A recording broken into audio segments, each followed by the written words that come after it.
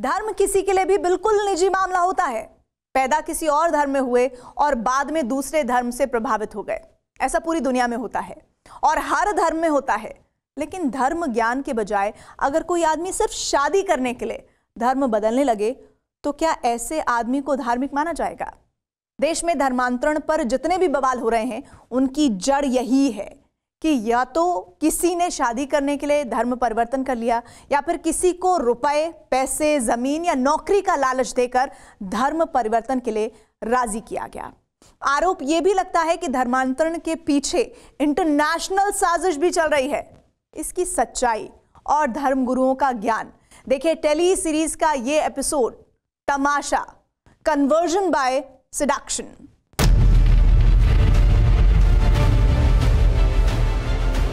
ना मुझे कोई जो जबरदस्ती से मैं आऊँ किसके पास में, मैं अपने दिल से आऊँ। कभी नहीं बोला मुझे कि आप मुसलमान उनके रहो मेरे साथ, नहीं बोला जी। मम्मी ने पुलिस ने तभी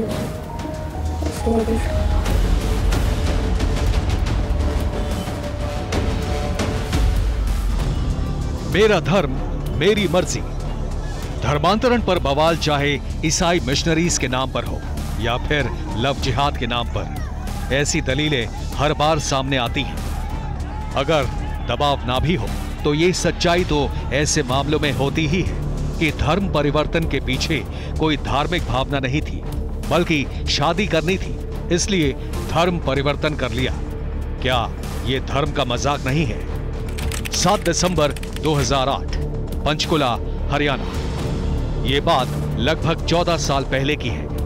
कई दिनों से लापता हरियाणा के तत्कालीन डिप्टी सीएम चंद्रमोहन चर्चित वकील अनुराधा बाली के साथ सामने आए तो चंद्रमोहन बन चुके थे चांद मोहम्मद और अनुराधा बाली का नया नाम था फिजा।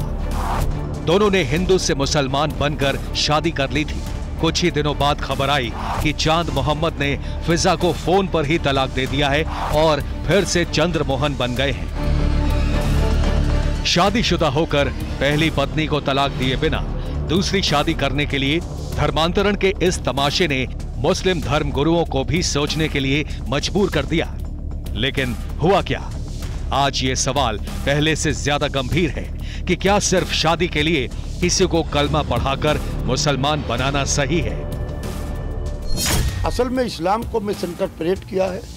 इस्लाम के वो लोग जो ठेकेदार बने बैठे थे, जिन्होंने अपने दरवाजे पर बोर्ड इस्लाम का लगाया था, काम अपने कर रहे थे।